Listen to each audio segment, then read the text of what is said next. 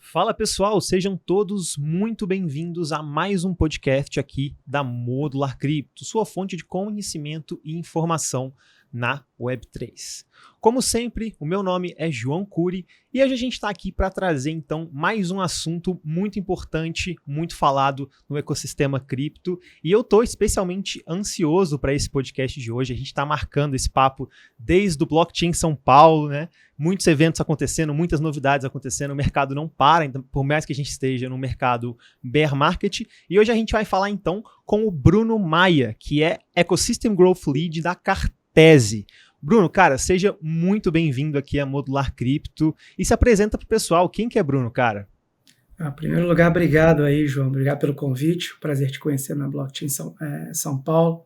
Papos muito interessantes lá e um bom dia, boa tarde para todo mundo que vai escutar a gente aí na Modular Crypto. Um prazer estar aqui com vocês aí, trocando essa ideia com o João hoje sobre blockchain e arquitetura modular e tudo que é novidade aí, né? Então, acho que vai ser muito prazeroso esse papo de hoje. Bem, eu assim, um pouco de mim, né? Eu sou engenheiro de formação, sou engenheiro de telecom, trabalhei quase 20 anos com telecomunicações, telefonia móvel, fui consultor independente estratégico pela Qualcomm, morei em vários países trabalhando pela Qualcomm, com redes 3G, 4G, e lá para 2017 comecei a me interessar muito por blockchain, a tecnologia, achei assim, cara, isso aqui é o futuro, isso aqui vai gerar uma mudança de paradigma, como a sociedade funciona, como as economias se relacionam com as empresas e estabelecem sua relação com a sua base de clientes, com a sua base de parceiros, né? E fiquei muito entusiasta da tecnologia. Em 2018 tive a oportunidade de começar a trabalhar com blockchain, fui convidado para morar na Holanda, trabalhar numa empresa chamada Bitfury. Fui diretor de pré-vendas dele na parte de mineração de Bitcoin e de blockchain. Tinha uma blockchain privada baseada em BFT, que é Byzantine Fault Tolerance, que é uma tecnologia de consenso. Em 2020 fui convidado pelo um dos fundadores, que é o Eric, da Cartese. Fui convidado para começar a se juntar no projeto e compartilhar a visão da Cartese, né? E estou aí nessa jornada desde 2020, uma jornada super prazerosa, com mentes brilhantes, uma boa parte de brasileiros no projeto e assim, estou realizado com o que a gente está fazendo, muito entusiasmado com o futuro e super empolgado aí. É isso, pô, que legal esse background seu aí no mercado tradicional, eu diria assim, de tecnologia, né? Eu acho que dá uma bagagem muito interessante para o que vocês estão construindo hoje, né, cara? Que esse mercado de Web3 é um mercado muito novo, mas assim como esse mercado de tecnologia, por exemplo, você trabalhando na Qualcomm, também é um mercado de tecnologia, bem, desenvolvimento à frente do seu tempo, eu diria assim. Mas, Bruno, então, cara, traz pra gente de cara, assim, né? O que é a Cartese e como que ela se posiciona hoje no mercado de L2? Boa pergunta, João. A Cartese, né, ela assim, a arquitetura que a gente desenvolve na Cartese, ela estava muito à frente do tempo dela, né? A gente fala de arquitetura modular, a gente fala da arquitetura da Cartese, a gente tem essa arquitetura muito clara desde 2020, 2019, né? Então, assim, isso nessa época nem se era cogitado uma arquitetura nessa, né? E obviamente, a demanda pela essa arquitetura, a realidade dessa demanda, ela tomou de supetão todo o mercado. Hoje em dia é o que se fala, né? Mas a Cartese, ela é uma arquitetura que a gente chama de Modular Execution Layer, ou seja, ela é um módulo de execução de aplicações centralizadas e baseado na arquitetura de roll-ups individuais, né? Que chamam de Application Specific Roll-ups. A diferença de um roll-ups normal para application specific, roll-ups, os nós validadores dessa arquitetura estão validando todas as aplicações que estão ali, como é feito no Ethereum. E application specific roll-ups, cada aplicação tem o seu roll-up específico. Isso permite que você escale computação centenas de vezes, até milhares de vezes, o que é feito no Ethereum, né? E é um dos grandes, as grandes vantagens dessa arquitetura, né? E por essa vantagem, a gente tem uma máquina virtual baseada numa tecnologia open source chamada RISC-V, E a gente nossa máquina virtual faz um boot de um Linux completo. Então, a Cartese é uma Application Specific Rollups com uma máquina virtual em Linux inteira, isso rodando em cima do ecossistema da Ethereum. Então, é a primeira vez que desenvolvedores de blockchain têm um acesso a uma máquina virtual tão poderosa e complexa que permita você desenvolver aplicações do dia a dia. É isso. Bom, esse negócio do Linux é uma coisa que me chamou muito a atenção. Eu lembro que a primeira vez que a gente conversou, você falou assim, cara, a Cartese utiliza o Linux, cara, você pode rodar no Linux. Eu falei, como assim, cara? Eu fiquei muito impressionado porque tem muita defesa do Linux na Web3, principalmente por ser um software open source, por ser código aberto, por ser, vou dizer assim, um pouco mais transparente com a comunidade, para além, em comparação com outros, né? Então, isso me chamou muito a atenção. E eu queria te perguntar, Bruno, por que utilizar Linux, cara? Qual que é a diferença, assim? Por que isso é tão interessante, eu diria assim? Ótima pergunta também. Acho que vou te responder pegando o gancho que você falou de open source, né? A visão e o projeto da Cartese, os fundadores da Cartese, levam muito a sério a participação colaborativa, o open source, descentralização. Então, toda a tecnologia da Cartese ela é feita em cima de software livre, open source. Né? A arquitetura RISC-V, ela não foi escolhida à toa, é uma arquitetura open source também, ela não é closed source. Né? O Linux é open source, também não é closed source. E o Linux é um sistema operacional não só incrivelmente estável, né, testado aí exaustivamente nos últimos 40 anos, como também usado mais de 90% de todos os computadores e devices do mundo. Né? Então, assim, tem uma adoção gigantesca de Linux, né, que as pessoas não fazem a menor ideia. Né? E é um software, um ambiente operacional muito robusto, muito estável, que oferece muita ferramenta para o desenvolvedor. Né? Eu acho que algumas pessoas vão falar, mas calma aí, meu computador tem Linux também, qual é a vantagem de ter o Linux na Cartese? Né? A vantagem é que o que você faz no seu computador, ele não tem as mesmas garantias de segurança do Ethereum. Quando você tem uma arquitetura de um rollup específico sentado em cima do Ethereum, e esse rollup ele consegue prover para essa máquina virtual que está aqui as mesmas garantias de segurança, ou seja, é como se eu estivesse programando dentro do Ethereum. Né? Então aquilo ali, o programa que está ali dentro tem as mesmas propriedades de uma aplicação rodando direto dentro do Ethereum. E isso é incrivelmente poderoso. Só que com a vantagem de você ter uma máquina virtual que roda um Linux inteiro, você pode usar o seu programa a sua linguagem de programação preferida, um Python, por exemplo, né? Com as suas bibliotecas auxiliares, biblioteca de reconhecimento de imagem, biblioteca matemática para estatística, tudo que faz o Python ser o Python. Né? E você pode escolher C++, C, Java, você pode usar file system, você pode usar zip, unzip, reconhecimento de diversas assinaturas, até encriptação homomórfica, biblioteca de encriptação homomórfica, que você quiser ali, biblioteca de ZK para privacidade. Você tem um ambiente de programação que realmente é um ambiente de programação que as pessoas estão habituadas no desenvolvimento mainstream, movimento de software de produção à escala. Né? Então, a gente tem uma missão aí de ajudar o ecossistema de blockchain, que ainda está muito no seu início, ainda está muito no início. Né? O que você está vendo aí é uma experimentação. A gente está construindo a infraestrutura que vai viabilizar a adoção em massa. Ela ainda não está aqui. Tem muita coisa faltando ainda, tanto do lado do usuário quanto do lado de infraestrutura. Então, a Cartese está aí para ajudar um pouco nessa infraestrutura, chegar um pouquinho mais perto de uma adoção em massa. Boa, legal demais. Isso que você falou também acho muito legal, Bruno, que a gente está experimentando, né, cara? A gente está construindo a base, né? Tanta gente está falando de infraestrutura hoje, talvez seja um dos assuntos mais comentados. Eu vi até algumas threads sobre o IFCC que a gente estava comentando antes, muita gente falando que o papo dominado foi infraestrutura. E por que infraestrutura é tão importante? Porque a gente está agora construindo a base, assim, a gente está construindo a camada zero, digamos assim, do que lá na frente a gente vai ver outras aplicações sendo construídas em cima disso e tudo mais. E é muito legal isso que você falou da Cartese, de utilizar o Linux, porque realmente, né, traz uma facilidade para desenvolvimento. Então, os desenvolvedores podem utilizar vários tipos de programas, vários tipos de linguagem, o que muitas vezes, em outros projetos, acaba sendo até um ponto de animosidade, eu diria assim, né, cara? A gente vê vulnerabilidades acontecendo por isso, a gente vê problemas de desenvolvedor. Então a gente não faz uma chain que é EVM, mas vai ter que pegar um jeito de compilar o código EVM e levar para essa chain, né, cara? Só que isso, é claro, tem prejuízos, tem riscos e tudo mais. Então,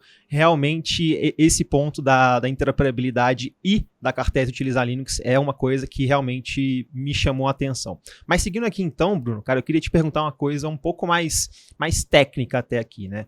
A gente tem visto uma grande adoção do mercado, um grande comentário sobre Data Availability, onde basicamente, o que significa isso em poucas palavras, em termos simplificados? É quando uma chain determina outro local, assim, como sua camada de dados. A gente vê a Mentor fazendo isso, a Celo também está discutindo isso, como grandes players como, por exemplo, a Eigenlayer surgindo aí com tudo. E por que esse interesse está aumentando tanto, assim, em Data Availability, Bruno? O que está acontecendo com o mercado? Pô, excelente pergunta, João. Vamos dar um passo para trás para botar todo mundo em contexto, né? Um pouco de história. O Ethereum, na sua versão original, ele queria fazer tudo, né? Ele queria ser Data Availability, Settlement, Consensus, Execution Layer, né? E se você quiser fazer o que o Ethereum fez de uma maneira primorosa, que é você descentralizar a confiança, o que o Ethereum conseguiu fazer é que ele conseguiu construir uma rede de validadores de centenas de milhares de computadores espalhados no mundo que executam o mesmo bloco e chegam no consenso do que é verdade ou o que não é verdade, né? Descentralizam a confiança. E tudo que é feito em cima disso aí é pela essa conquista monumental que o Ethereum fez, né? Só que para fazer isso dessa maneira descentralizada, você tem muitas escolhas de arquitetura que limitaram o poder computacional, o espaço para armazenamento de dados, e ficou muito claro que não dava para você, nessa arquitetura, chegar a ser um computador da internet, né, que era a visão do Ethereum. Então, por isso que o Ethereum ele abraçou a realidade modular, ele abraçou a realidade dele ficar bom no que realmente interessa, que é a descentralização da confiança, né, com uma capacidade mínima de execução, e aumentar a capacidade de armazenamento de dados, que as futuras implementações de Ethereum vão permitir isso, né, os novos EIPs que vão vir aí, né, ainda não estão. E eles delegaram a outras camadas e a outros componentes de rede modo de execução, como a Cartese, o Modular Execution Layer, Settlement, armazenamento de dados alternativos, que são os DAs, né, Data Availability, e etc. E o que é armazenamento de dados? E por que isso é um tópico espinhoso em blockchain, né? Porque não é só você botar, por exemplo, o seu dado lá no IPFS, né, e está online. Data Availability significa que aquele dado tem que estar disponível todo o tempo, e esse é o grande problema. Porque se você gerar alguma disputa e se você quiser acionar aquele dado, você tem que garantir que aquele dado esteja disponível para as aplicações. E Data Availability, exatamente o nome é esse, a disponibilidade de dados. Garantir essa disponibilidade é uma coisa super complexa, né? Porque você, no mecanismo de disputa, você pode explorar. Se você tem um sistema que está 99,9% do tempo disponível, um protocolo de disputa pode dizer, não estava disponível para mim, por isso que eu estou aqui, é um ponto de fragilidade para você explorar o protocolo, pode gerar um monte de problema. Então, e a capacidade de armazenamento é limitada, né, em blockchains com disponibilidade alta como Ethereum. Então, por que Data Availability está se tornando a realidade? Porque as pessoas estão percebendo que quando você começa a aumentar o poder computacional, e aí arquiteturas como Application Specific Rollups, como o do Cartese, vão ser atores principais nisso, porque eles escalam a computação de uma maneira absurda. A gente pode falar um pouco mais sobre isso em números daqui a pouco. Mas quando você escala a computação de maneira absurda, naturalmente as aplicações que vão vir aqui, elas são mais data hungry, né? É normal, você aumenta a sua capacidade de processamento, aquelas aplicações ficam mais complexas, demandam mais dados, demandam uma disponibilidade maior de storage, né? Então, é aí que você começa, um puxa o outro, né? Você aumenta a complexidade do software, aumenta a necessidade de Data Availability. A Cartese, a gente publicou ano passado, 2022, uma tese no Medium, eu posso mandar esse link para vocês depois, onde a gente explica as escolhas da nossa arquitetura, né? Por que a Cartese, o projeto da Cartese escolheu essa arquitetura, e tem um gráfico muito interessante chamado Cone da Inovação, que ele mostra que tipos de casos de uso são viáveis quando você começa a aumentar o poder computacional, começa a aumentar a capacidade de armazenamento de dados. Quando você lá no começo daquilo ali é o Ethereum, que tem pouca computação e pouco armazenamento de dados. Uso de casos muito simples, muitos centrados em DeFi. Quando você começa a aumentar a computação e começa a aumentar o armazenamento de dados, você começa a permitir mais o uso de casos mais elaborados, né, para serem implementados. Um exemplo disso, no último hackathon, teve uma menina que ela fez um load de um chat GPT dentro da máquina Cartese. Então ela rodou um chat GPT fully verifiable, ou seja, totalmente verificado pelo Ethereum usando Cartese. Seria impossível um tempo atrás, né? Então é esse tipo de coisa que você começa a permitir com Cartese, né? E eu estou super entusiasmado para ver como é que vai. E essas aplicações vão demandar dados, por isso que está todo esse hype, né, em torno da questão de data availability, que vai ser muito importante. Sim, com certeza. E não só de data availability, mas como de modularização também, né, cara? Todo mundo agora tá falando de modularização, que é modular, que não sei o que, não sei o que. E eu queria perguntar para você, Bruno, assim, cara, o que é modularização na sua visão, cara? Assim, eu sei que é uma pergunta talvez até dando um passo para trás dessa última, mas eu acho que é legal também trazer essas diferentes visões, assim. Eu tenho um exemplo para mim muito claro, que para mim modularização é bloco de Lego, cara. É a melhor forma que eu vejo de explicar. Mas o que você manda aí? É isso, a gente pode fazer até um gancho dessa visão do Ethereum, né, que ele delega partes desse sistema blockchain para outras camadas, né, e uma camada compõe com a outra para você executar todas as funções do blockchain, né. Aplicações específicas, application specific rollups e módulos de execução modulares, eles vão ter que ser flexíveis, porque eles vão ter que se adaptar ao caso de uso. Você tem uma aplicação aqui que é um IoT, ela vai ter um requerimento diferente de um caso de uso de games.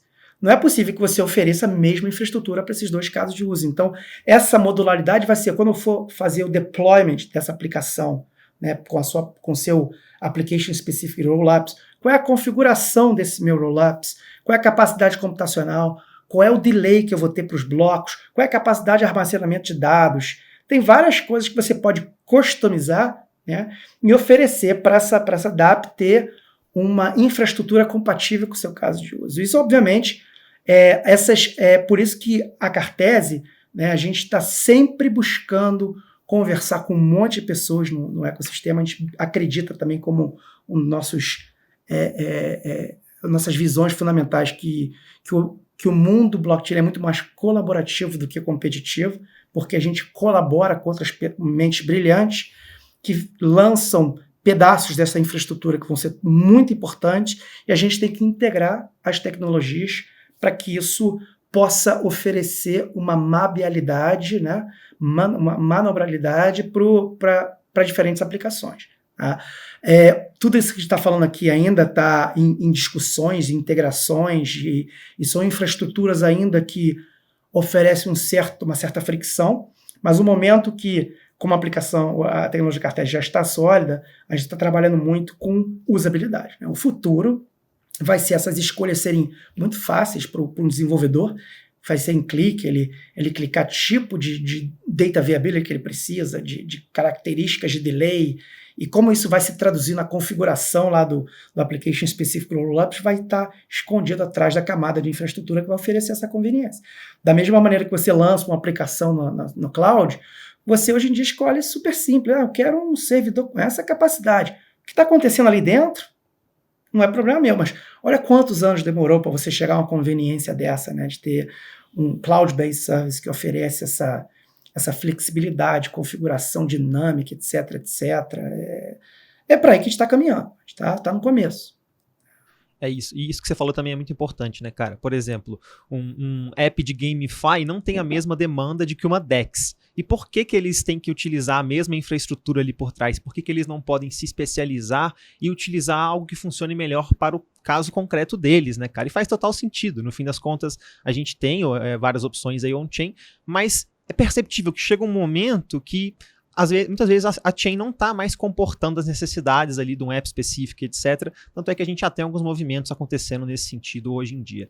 Mas, Bruno, cara, seguindo aqui, queria te fazer uma pergunta aproveitando o momento de hoje, né, cara? Hoje a gente tem como as maiores Layer 2 do ecossistema, a gente tem a Arbitrum e a Optimism, né, que são rollups otimistas. E aí eu queria te perguntar, cara, como que a tecnologia de rollup de aplicação específico da Cartese se diferencia de outras soluções de escalabilidade que a gente tem hoje, como, por exemplo, esses maiores rollups otimistas que eu mencionei? Outra ótima pergunta. Na essência, nós somos também um rollups otimista, né? Como o Arbitrum e a Optimism. A diferença está na arquitetura deles. Eles são uma camada geral de Optimistic Rollups. O que significa isso? Significa que todos os nós validadores da rede Arbitrum, elas estão validando as mesmas aplicações, assim como acontece no Ethereum. E, obviamente, não precisa ser muito técnico para entender que elas vão enfrentar os mesmos problemas de congestionamento que o Ethereum oferece com o tempo. A diferença para a nossa arquitetura é que cada aplicação da Cartese tem o seu nó validador ou o seu conjunto individual de nós validadores. Esses nós validadores são diferentes, então isso permite você escalar a computação massivamente. Para você ter uma noção, se você pegasse o bloco do Ethereum de computação, ele permitiria, nos seus cálculos mais otimistas, tá, sendo muito benéfico com o Ethereum, ele permitiria você executar 10 milhões de instruções, das mais simples possíveis. Tá?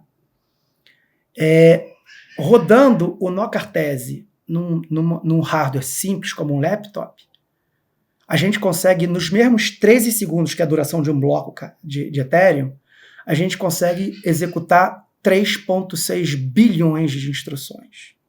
Tá? Então você tem uma diferença de 1000 vezes de ganho computacional. É por isso que a gente consegue fazer um boot de um Linux inteiro dentro da nossa arquitetura. Né?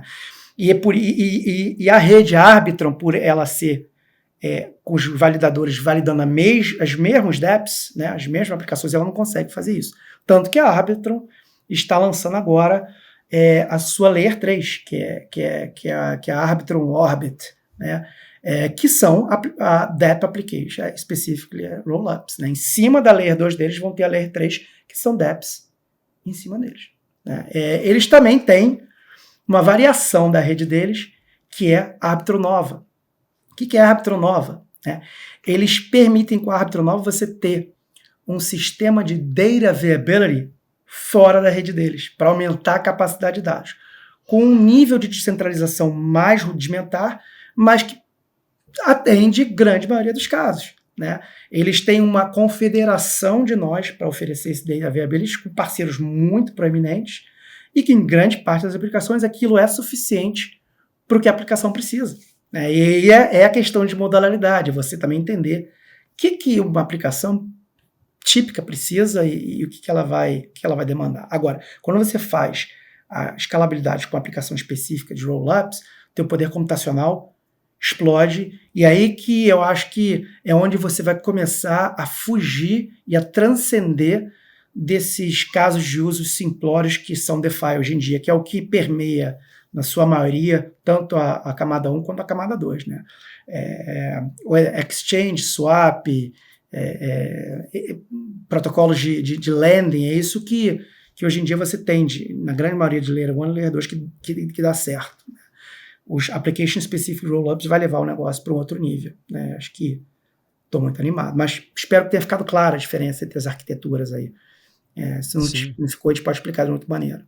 Sim, com certeza. E eu acho que, aproveitando também esse gancho que você puxou da Arbitrum Novo, eu acho que é muito importante a gente falar para o pessoal também que hoje em dia a narrativa principal de cripto é descentralização, né, cara? Mas chega um ponto que, como a descentralização é um espectro, diferentes aplicações têm diferentes necessidades também de descentralização, né, cara? E uma discussão que eu tenho visto muito recentemente uma Layer 3, por exemplo, precisa ser descentralizada, assim, descentralizada no mesmo nível da Ethereum, por exemplo, porque se ela já vai herdar a camada ali a segurança de uma Layer 2, ou enfim, de uma infraestrutura por trás, e depois também a camada de segurança da Ethereum, uma Layer 3 ou um rollup de aplicação específica precisa ser tão descentralizado quanto a mainnet? O que você acha, Bruno? O fato de você ter um protocolo de disputa dinâmica aí fazendo com que a computação que está sendo nesse Layer 3, ela tenha as mesmas garantias de segurança da Layer 2 e da Layer 1, e por consequência da Layer 1, já te oferece essa descentralização. Né? Você pega, em geral, como é que funcionam esses protocolos otimistas. Não estamos falando de ZK, que é um outro grupo. Também super útil e que também vão ter seus casos de uso aí complementares. Esses dois grupos vão coexistir, na minha opinião. Né? Você tem nós validadores nessa rede otimista que, se você tiver um nó falando a verdade, esse nó consegue, através desse protocolo, garantir que a computação correta é enforced, né? Ela é sobreposta aos más atores. Então, isso é um nível de centralização que você não tem em Bitcoin nem em nenhum lugar, porque assim, Bitcoin você precisa de 51% para garantir o consenso da rede. No caso de uma aplicação de otimista, um nó falando a verdade já consegue, através das disputas dinâmicas, com o uso da layer de baixo, garantir que a computação correta ela é enforçada. Isso já é uma mega garantia de segurança por si só. Sim, concordo com você. E Bruno, eu vou puxar uma pergunta aqui que você já deu uma palhinha lá atrás, mas essa aqui eu acho interessante da gente discutir, né? Que o produto de blockchains hoje é espaço de bloco. Como a gente está falando aqui desde o princípio, o Ethereum não é escalável na sua mainnet, né? A gente já viu várias guerras de gás acontecendo em diferentes momentos, inclusive, por mais que muitos que chegaram por agora vivendo no bear market não tenham visto algo expressivo nesse sentido, mas eu me lembro muito bem ali de transações custando quase um Ether em determinados momentos, né, cara? Enfim, chegamos às Layer 2. Contudo, hoje em dia, pelo menos, nem os Optimistic Rollups, nem os ZK Rollups são escaláveis no nível mainstream. A gente tem várias atualizações que também, como você trouxe lá atrás, estão caminhando para isso, mas hoje em dia, pelo menos, nenhum dos dois grandes tipos ali de rollups são escaláveis nesse nível para pessoas cotidianamente, né, cara? E eu queria te ouvir, assim, você acha então que a gente vai ver uma Gas Wars, guerra de gás ali nas Layer 2, Bruno?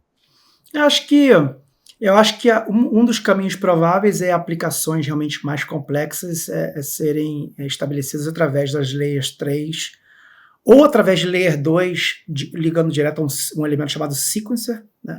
Que essas aplicações, application specific rollups modulares ou modular execution layers como Cartese, você tem diferentes maneiras de configurar.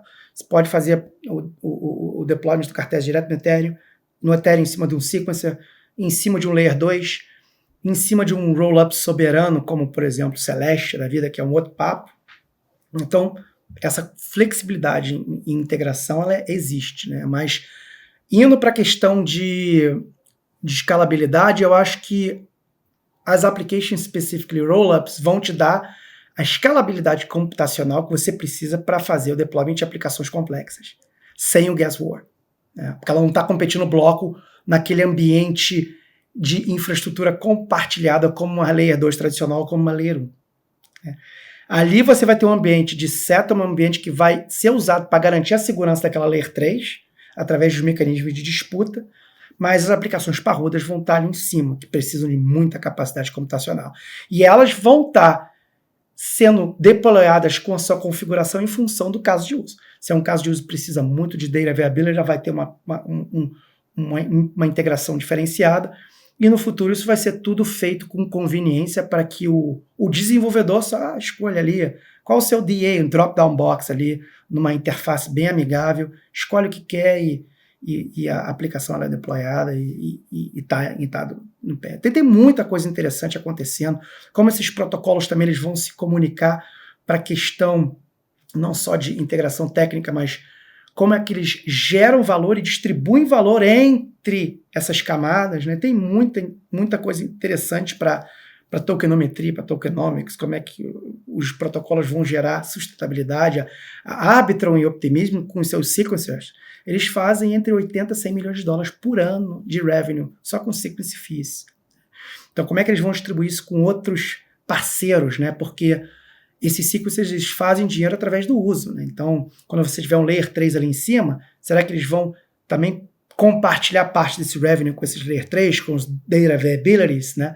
Estamos muito no começo ainda dessas conversas e nós, do grupo de ecossistema, de expansão de ecossistema, né, do projeto, da visão Cartese, a gente está em constante contato com atores relevantes aí no ecossistema, exatamente discutindo integração e economia, né? Tá muito divertido. Bom, esse ponto que você falou realmente é algo que eu vejo muita discussão hoje em dia e é engraçado, né, cara? Porque ao mesmo tempo tem vários projetos criando várias soluções, apesar de, claro, ter umas animosidades aí, mas eu sinto que é um ecossistema onde todo mundo quer o mesmo objetivo, né, cara? Todo mundo quer escalar o ecossistema Ethereum, cada um tem sua visão de como vamos escalar, como vamos atingir esse objetivo, mas no fim das contas, todo mundo tem o mesmo objetivo final, né, cara? E, Bruno, você trouxe um ponto interessante, né, cara, que é essa economia entre, por exemplo, o árbitro em suas Layer 3, e aí eu queria ouvir de vocês, como é que vocês estão vendo isso na própria Cartese, né? Você me contou, quando a gente se conheceu, que a Cartese é, por exemplo, um projeto descentralizado hoje. Você consegue dar um pouquinho mais de detalhes sobre isso? Claro, a Cartese, a gente, desde a sua fundação, ela tem esse compromisso, essa visão de realmente levar a sério a descentralização, né? E já há um tempo o projeto tem se descentralizado. Hoje em dia, a Cartese, o token Cartese é um token de governança, predominantemente, e você tem a Fundação Cartese, e você tem várias unidades de trabalho completamente independentes que se falam, né? Acho que é um tabu achar que descentralização significa caos, pelo contrário, né? Você tem que descentralizar de maneira coordenada e é um grande desafio de governança você fazer essa coordenação de entes descentralizados que são autônomos. Estamos na frente aí do que realmente, em termos de desafios, que a Web3 está trazendo, até para ponto de vista de governança e de estrutura de projetos, né? Mas então você tem esses grupos independentes que recebem uma grant da Fundação Cartese para participar da visão Cartese, né? Eu sou o líder do grupo de Ecosystem Growth. A gente tem uma grant da Fundação Cartese para tocar toda essa parte de ecossistema, né? Nós não somos, não há monopólio sobre isso. Outro grupo pode propor também de contribuir com o crescimento do ecossistema da Cartese, fazendo um pedido de grant para a Fundação Cartese. Esse pedido sendo aprovado, ele ser parte inerente do ecossistema Cartese. Eu lembro que quando a gente se conheceu também, você falou, eu tinha acho que é CEO, não, peraí, não existe mais isso não, né, cara? Não. Agora são diferentes grupos, não tem mais esse nome. São diferentes grupos e você tem um board, né? Você tem um grupo de diretores da fundação, e tem advisors da fundação, e você tem esses unit leads, e as pessoas que trabalham nessas unidades, e era isso. Então, a gente tem toda a autonomia para fazer o que a gente acha que tem que ser feito no projeto, e acho que essa autonomia é interessante porque você não fica mais refém de visões individuais, como o projeto tem que se evoluir, né? A gente tem a autonomia de achar que se a Cartese tem que evoluir por certos caminhos, a gente tem a autonomia de fechar colaborações e convencer outras unidades que essa colaboração é importante para a evolução da arquitetura e da capacidade da tecnologia de Cartese de entregar um ambiente de infraestrutura que seja compatível e que entregue as condições corretas para o desenvolvedor fazer o que tem que fazer no Web3, que a gente acha que a arquitetura da Cartese e o projeto da Cartese vai permitir que os desenvolvedores façam mais o Web3, e eu acho que a gente está super animado com isso. Boa, legal. Bruno, outra coisa também que me chamou a atenção recentemente, acho que eu vi no Twitter de vocês, da Cartese, que no IFCC tinha a possibilidade de jogar o jogo Doom dentro do stand de vocês, né, cara? Então conta pra gente o que é isso, assim, como é que pode isso, e, conta mais pra gente sobre isso, que eu achei muito legal, cara, muito legal mesmo. Que legal que você viu isso também, essa é uma das mágicas de você ter escalabilidade computacional e o Linux rodando como seu ambiente de programação. Isso, na verdade, começou com um desafio, uma brincadeira.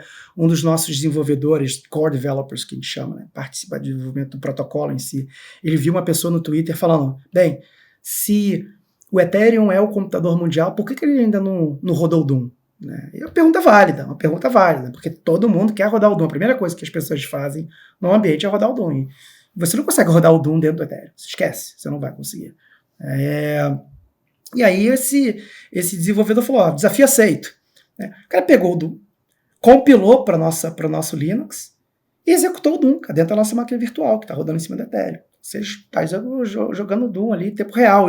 E a prova daquele jogo ela é publicada no Ethereum, e se alguém acha que aquele módulo executado lá ele não é correto, pode iniciar uma disputa com aquela prova publicada no Ethereum e fazer essa disputa e garantir os mesmos níveis de segurança do Ethereum nessa máquina virtual que está executando ali em cima. Então é como se estivesse executando Doom dentro do Ethereum, só que na nossa máquina virtual.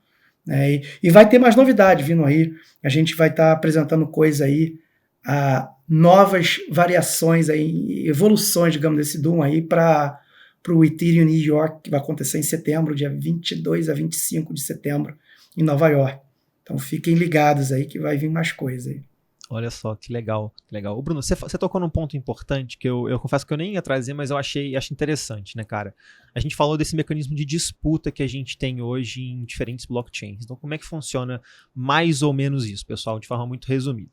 Hoje, na Arbitrum e na Optimism, você faz uma transação e existe 7 dias ali para você fazer uma disputa antes dessa transação ser efetivamente levada para a mainnet do Ethereum, né? A Optimism, ela tem esse mecanismo de disputa, mas também não tem, vamos dizer assim.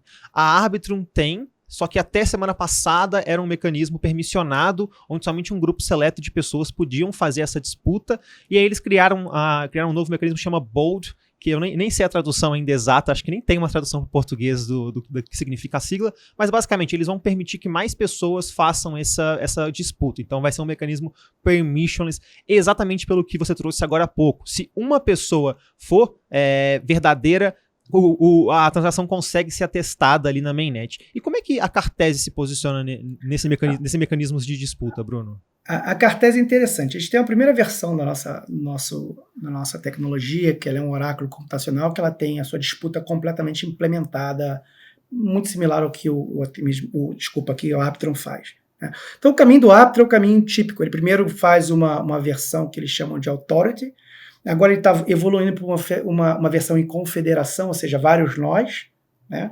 E o mesmo caminho da Cartese. E eles dizem que tem um roadmap para completa descentralização, né?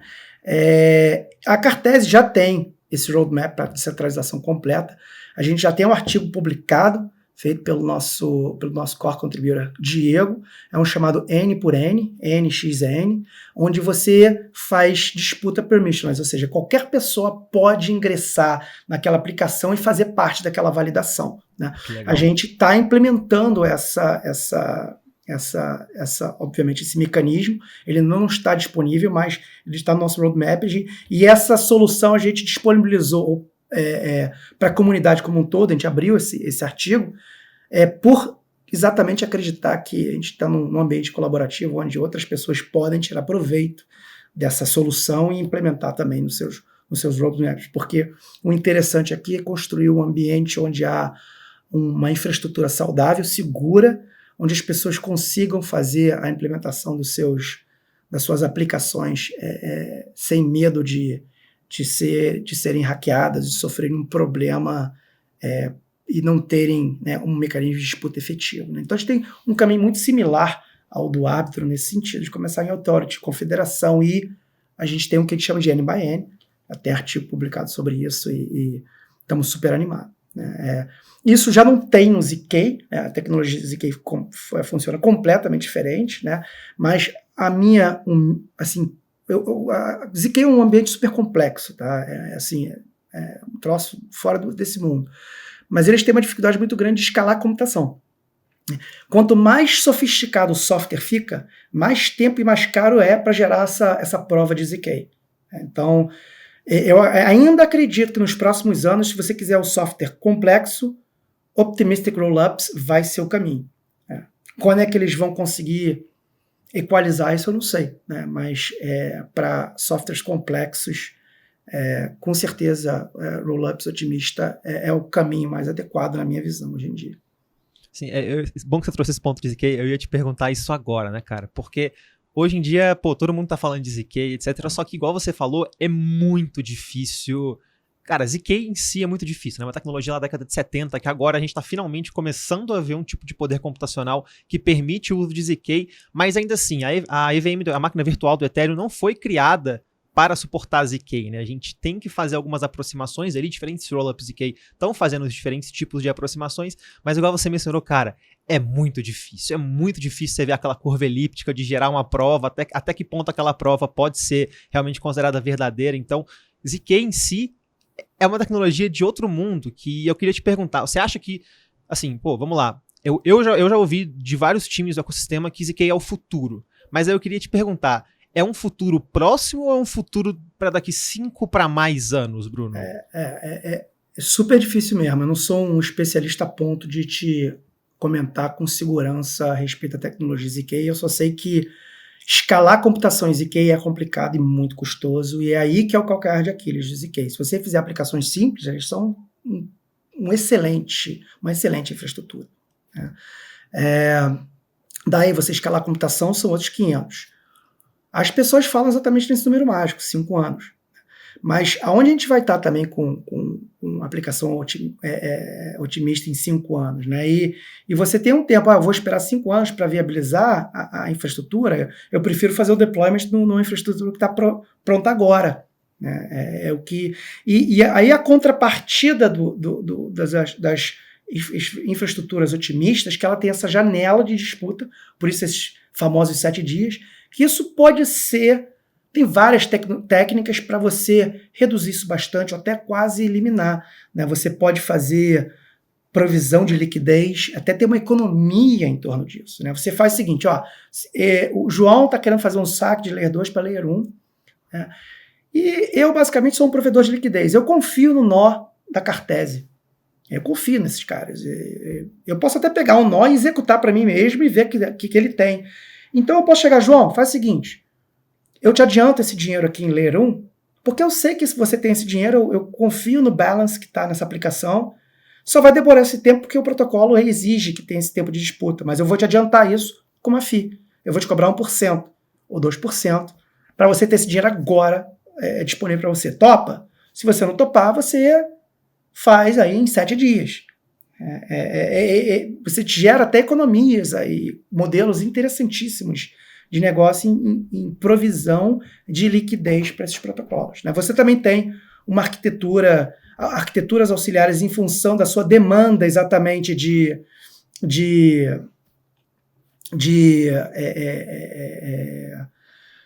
necessidade de centralização, onde você pode, em vez de ter uma demanda super importante de descentralização, você fazer uns nós. Esses nós ali decidem que aquilo é verdade e pronto, e você já faz o settlement no Ethereum. Então, é muito do que você precisa também. Então, vai ser bem interessante ver como é que essas arquiteturas vão ser exploradas, essas soluções vão ser exploradas nos próximos anos, né? Está num momento de experimentação agora. Com certeza, igual você falou, cara, eu nem consigo imaginar como que a gente vai estar em Optimistic Rollups e ZK Rollups daqui 5 anos, né, cara? Porque 5 anos para trás, 5 anos lá atrás, a gente nem imaginava que talvez ia existir isso que a gente tá vendo hoje. Então, é tudo uma fase de experimentação mesmo. Mas, Bruno, deixa eu seguir aqui, cara. Esses dias eu tava olhando lá um site L2Bit. Cara, eu vejo quase todo dia o site para ver como é que tá a movimentação de Layer 2, e eu vi um projeto da Cartese lá, um projeto que tá para sair chamado de Honeypot. Aí eu queria te perguntar, cara, o que é o Honeypot e qual que é a sua relação com a Cartese? Aonde que ele se junta ali à Cartese? Ótima pergunta, é bom que você notou isso. Na verdade, nosso trabalho em conjunto com a L2Bit é muito interessante, porque, para quem não sabe, né, a L2Bit é quase um oráculo, uma bíblia de Layer 2 que oferece métricas de todas essas redes em Layer 2 e quão saudável a adoção em cada uma dessas layers, né?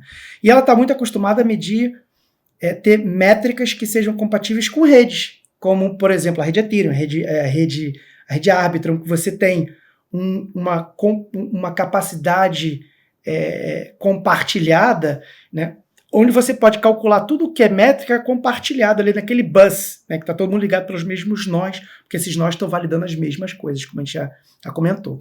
Quando você vai para aplicações específicas, né, essa aplicação tem um rollup, tem um nó validador, essa aplicação tem um rollup, tem um nó validador, elas, a princípio, elas só se falam pela base layer. Então, se eu quiser mandar um token daqui para cá, ela vai para a base layer e depois volta para cá. Então, como é que eu construo métricas desse meu projeto de escalabilidade, né, em função no L2Bit? Então, a gente está tendo um trabalho de research, de conversa muito interessante com o L2Bit, porque nós somos pioneiros nessa arquitetura de modular, né? Você vê muitos projetos aparecendo falando sobre isso, mas em testnet, indo para mainnet, somos nós, né? Tanto que a gente lançou uma tese sobre isso ano passado, quando ninguém falava sobre isso. A gente está discutindo essa arquitetura há 5 anos. E você tem uma discussão com L2Bit, o que significa métricas para Application Specific Rollups. E mais interessante ainda, como é que você anuncia que um projeto vai para mainnet? Quando você não tem uma net, você tem Application Specific Rollups. Então, a maneira que a Cartese está comunicando à comunidade que ela está pronta para a mainnet é a Cartese e a Fundação Cartese. A Cartese está fazendo um deployment de uma aplicação em mainnet chamada Honeypot, e é a mensagem que o projeto da Cartese diz para a comunidade, nós estamos seguros da nossa tecnologia a ponto de nós estarmos deployando em mainnet uma aplicação com dinheiro lá e convidando a comunidade para tentar pegar esse dinheiro. Por isso que é o Honeypot. Né? E essa é a maneira de você falar, agora, desenvolvedores, a tecnologia da Cartese está pronta para mainnet, vocês podem pegar e deployar suas aplicações em um ambiente de rollup específico. Então, é essa a razão de ter aí do Honeypot estar listado aí. Isso vai entrar aí oficialmente muito em breve. Vai ter anúncio sobre isso, etc. E isso que você falou é interessante, eu confesso que eu não tinha nem pensado, né, cara? Não faz nem sentido se criar uma comparação, porque são objetivos diferentes, são métricos diferentes, são TVLs diferentes. Não tem como a gente comparar um TVL de uma chain de propósito geral com, sei lá, 500 DEPs com uma chain, com um roll-up de aplicação específica, e como é que você mede? Né? Como é que você mede isso? Né? Então, tem muita conversa interessante com o L2Bit sobre isso, né? E está sendo muito prazeroso esse processo. Né? Está sendo capitaneado por outras unidades, né? Projeto centralizado, mas obviamente a gente acaba ficando a par. Convido vocês a participarem. Uma coisa legal de um projeto centralizado de verdade, que a gente não tem Slack, a gente não tem comunicação interna. Né? Todo o nosso processo de R&D, todo o nosso processo de discussão acontece no Discord. Então, se a pessoa quiser ir lá e acompanhar os canais de R&D, canal de desenvolvimento, tudo que está acontecendo está lá. As pessoas estão discutindo, estão mostrando, está acontecendo, sendo publicado no Discord. Avanços de cada unidade de desenvolvimento, então é super aberto e convido a comunidade a participar mais do nosso Discord por conta disso. Boa, legal. Ô Bruno, ainda no L2Bit, cara, a descrição que tem lá do Honeypot é basicamente um roll-up de aplicação específica desenhado para desafiar a segurança dos roll-ups da Cartese, né, cara? Eu sei que você já falou um pouquinho disso, mas você consegue detalhar um pouco mais, assim, como assim? O que a gente vai poder, né? Como os usuários e como os desenvolvedores vão poder mexer com isso? Eles vão tentar, na verdade é um convite para testar a estabilidade, né? Porque você tem que entender que qualquer projeto, é o meu entendimento, acho que é o entendimento da visão da Cartese também, de que qualquer projeto em blockchain de infraestrutura ele tem que se enxergar como um projeto de segurança da informação. Né? Qualquer fragilidade, qualquer superfície de ataque e exposição a risco, ele é um potencial vetor de ataque que pode levar a fragilidade a explorar aquela fragilidade para benefícios econômicos de terceiros que não estão operando aí em pró da comunidade, mas sim de literalmente meter a mão no dinheiro alheio. E você vê isso acontecendo pra caramba, infelizmente. Né? Você tem até grupos baseados em agentes governamentais, como o grupo de hackers da Coreia do Norte, especialista em roubar dinheiro de Web3. Então, assim, indo para a mainnet significa estamos seguros de que nossa tecnologia é estável e segura. E convido a comunidade a tentar provar que isso não é verdade para a gente melhorar, se não for verdade. Né? Mas aí esse convite, tem um dinheiro aí, tentem pegar. Né? Encontre uma fragilidade na nossa infraestrutura que te permita pegar esse dinheiro. Não pegou? Olha só, a nossa arquitetura ela está muito sólida para uma pessoa usar para fazer deployment da sua aplicação em Web3 em mainnet. Esse é o ponto. Que legal. E deixa eu te perguntar duas coisas ainda nesse Honeypot. Primeiro, já tem data ou previsão mais ou menos no Q3, Q4, Q1 do ano que vem? Não, logo. E a segunda? Logo? Logo. A gente já está falando abertamente sobre isso, então é logo. E você sabe quanto que é a quantia financeira que vai estar para disparar? Eu acho que estão planejando fazer um jogo sobre isso, né? Assim, vai ser interessante. Vou guardar um pouco da surpresa aí, mas eu acho que tem uma gamificação nisso aí. Mas acho que vai ser interessante. Boa. Só lembrando também que todos os links que a gente está falando aqui, todos os links que o Bruno comentou, dos artigos da Cartese, vão estar aqui na descrição. Eu tinha que ter comentado isso lá no início, mas relembrando aqui enquanto há tempo. Então, se você quiser entender um pouco mais, não se esqueça de dar uma olhada na descrição aqui, que vai ter todos esses links que a gente está comentando aqui no podcast de hoje. E, Bruno, deixa eu seguir aqui agora, saindo um pouco do honeypot, mas mantendo a ideia geral, cara. Na visão de vocês, ou pelo menos na visão do Bruno, por que tantas redes estão pivotando agora para focar em ser pelo menos compatível com a EVM, cara? Por que tá todo mundo agora voltando os olhos à máquina virtual do Ethereum? Olha, essa é uma excelente pergunta. Difícil, assim, isso é uma opinião muito particular minha, mas eu acho que o desafio de adoção é um desafio extremamente complexo, muito caro, e difícil de você correr atrás de uma rede como a Ethereum, que foi a first mover, que tem um poder gravitacional do tamanho da Ethereum. Né? Assim, você viu, essa semana o PayPal anunciou stablecoin em cima de Ethereum. Não anunciou stablecoin em cima de outra rede. Pode ser que anuncie no futuro, mas foi em cima de Ethereum. Né? Então isso mostra que esse poder gravitacional que a Ethereum exerce, né, é muito significativo. Então você usar o que o Ethereum oferece em termos desse ecossistema é muito convidativo. Né? E o que a Cartese faz, né, é a gente subir nos ombros do gigante, que é Ethereum, e falar, olha, Ethereum, a gente quer te oferecer aqui também um módulo de execução que não é só EVM, mas que é um Linux. Essas pessoas aqui vão estar desenvolvendo aplicações que vão estar usando a infraestrutura do Ethereum, né, mas com um poder de programação mais sofisticado e que permita você fazer o onboard de milhares de desenvolvedores. Para você ter uma ideia, você deve ter, sei lá, 500 mil pessoas no mundo desenvolvedores de Solidity. Só de Python são 12 milhões. Caramba! Né? Então, se você pega 5% da comunidade Python e faz o onboard dele, você dobra a quantidade de programadores em Web3. Entendeu? Só se pegar 5%. Se você pegar 15%, você escala a oferta de programadores capazes de desenvolver em Web3 de uma maneira absurda. Isso sem falar da quantidade de programadores em Node.js, em C++, em outras arquiteturas. O total addressable market de programadores em torno de 25, 26 milhões de desenvolvedores hoje em dia. Então, caramba! Você está falando de 500 mil desenvolvedores de Solidity. Né? Então, quando você tem um ambiente como o Linux, isso abre portão para você fazer um onboard de milhões de desenvolvedores dentro do ecossistema de Solidity, do Ethereum, e isso é muito interessante, porque o ecossistema do Ethereum em si oferece um ambiente absurdamente rico, próspero, com uma gravidade de adoção absurda, tanto que outros projetos estão pivotando para esse ecossistema. Né? Mas, assim, isso significa que os outros outlayers ones vão morrer? Não. Acho que a gente está nessa fase de infraestrutura, de interesse, de experimentar. Acho que tem projetos muito interessantes como Solana, como o próprio Cosmos aí também, com a sua proposta específica, né?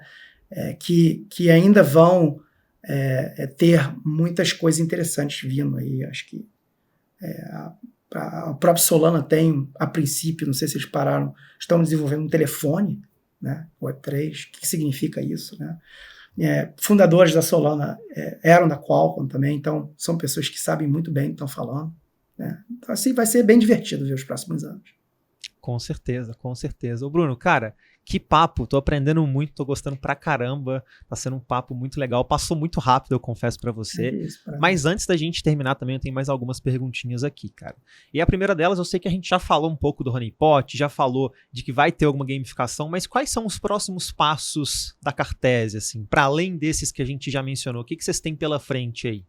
Agora a gente está em testnet indo para mainnet, a adoção, melhorar ainda mais a usabilidade do ambiente de programação da Cartese. A infraestrutura tem que ser mais amigável, cada vez mais amigável, para ela ser acessível a uma vasta quantidade de programadores.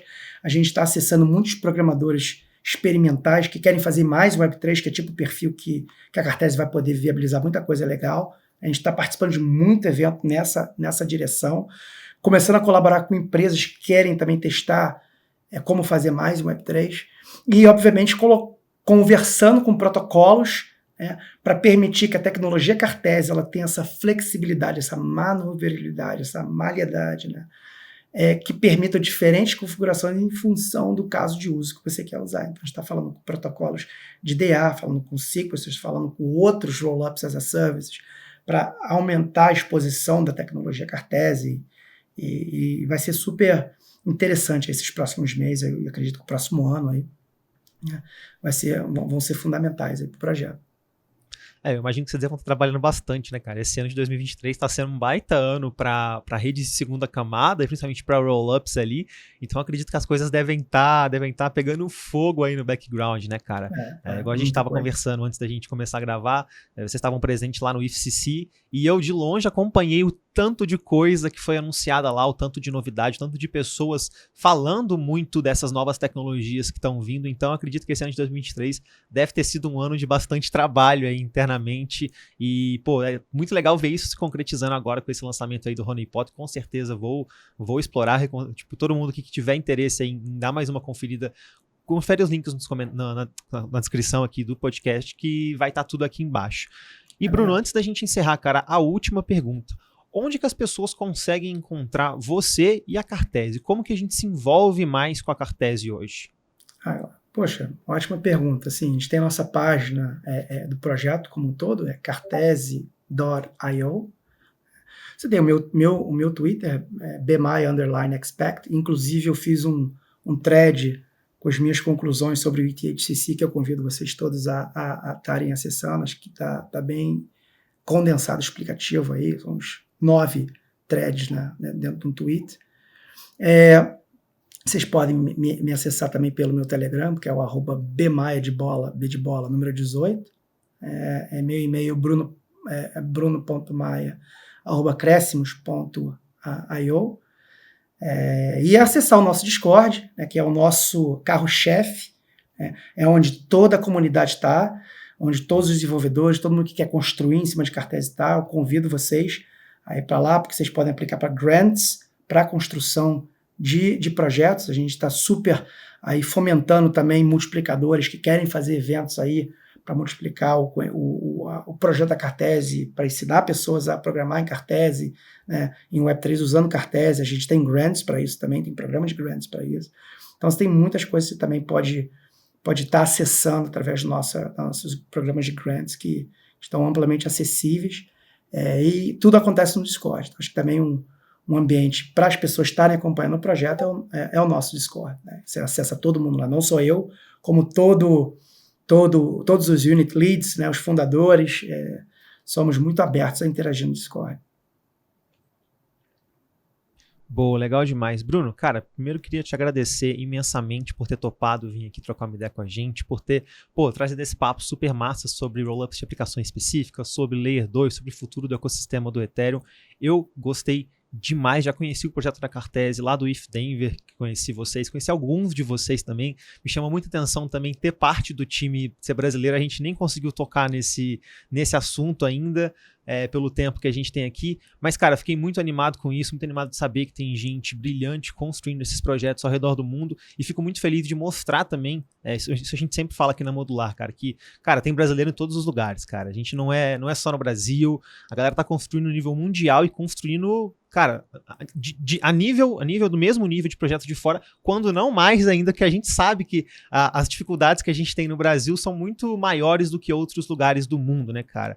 E é engraçado porque eu sempre falo, cara, quando você vai para a América Latina como um todo, você vê que cripto não é só um mercado financeiro 2.0, que você está atrás de yield e tudo mais. Você vê realmente usos de casos que precisam ser construídos, e eu acredito também que a ideia da Cartese de modularização também permite essa construção aí para usos específicos demandados na América Latina, como por exemplo. Então, Bruno, queria te agradecer imensamente pelo papo de hoje, foi muito massa, espero que o pessoal também tenha gostado, um conhecimento que você não encontra em vários lugares da Web3 brasileira, principalmente, então gostei muito, cara. Você tem algum pronunciamento final antes da gente encerrar hoje, Bruno? Foi um grande prazer, João, tá aí, o bate-papo fluiu super bem, espero ter contribuído um pouco aí com a comunidade, entender essa sopa de letrinhas. Estamos ainda num ambiente de experimentação, muita coisa ainda vai evoluir, mas é muito prazeroso estar também nessa evolução constante, nesse parquinho de diversão tecnológico que está angariando muita adoção e que vai fazer muita diferença, não só para diversos setores econômicos, mas para como as pessoas interagem, né? Essa descentralização da confiança, que é a coisa fundamental que o Ethereum traz, que foi trazido inicialmente pelo Bitcoin. O Ethereum sofisticou porque permitiu programação complexa ser feita em cima disso. A gente só está começando a entender o impacto disso, como vão mudar as relações humanas, as relações com a sociedade, as relações empresariais, as relações de negócio, e eu estou super animado em estar nesse caminho, né? Acho que assim, não poderia estar mais satisfeito pessoalmente, profissionalmente, e é um prazer estar aqui, é um prazer ajudar a comunidade no Brasil a entender um pouquinho melhor isso, e realmente a Cartese é um projeto que está oferecendo uma infraestrutura que é nova, que as pessoas no mundo ainda não entenderam o potencial disso, porque destrava tanto, estamos tanto na fronteira, né, que você destrava casos de uso que ainda não são possíveis. Então ainda estamos num ambiente de experimentação muito grande, e é muito interessante ver isso se desenrolar, pessoas começando a fazer casos de uso que eram inimagináveis, como aquela menina que eu te falei, fazendo o chat GPT em cima da gente, o outro lá fazendo uma coisa de DeFi com cálculo de risco absurdo, né? Então tá super interessante. Tem projetos com crédito carbono, né, validação com IoT, tem muita coisa interessante acontecendo, e convido todos vocês aí a visitarem nosso Discord, me acessarem se quiserem conhecer mais o projeto ou quiserem ter alguma ideia para implementar. A equipe da Cartese é super disponível para auxiliar também. E espero te encontrar em breve aí em outros eventos para a gente continuar conversando aí, e sempre como possível voltar aqui para a gente atualizar a comunidade no que está acontecendo no mundo blockchain. Um grande prazer aí, gente. É isso, Bruno. Muito obrigado de novo pela participação, pelo papo. Concordo 100% com você. A gente está hoje na fronteira ali do conhecimento de novas tecnologias, sendo que muitas vezes nem a gente consegue enxergar o que vai vir daqui 3, 5 anos, igual a gente estava falando antes. Mas acho que isso também é o mais legal, né, cara? Poder fazer parte, igual você mesmo mencionou, dessa experimentação, tá ali vendo o que está acontecendo, o que funciona, o que também não funciona.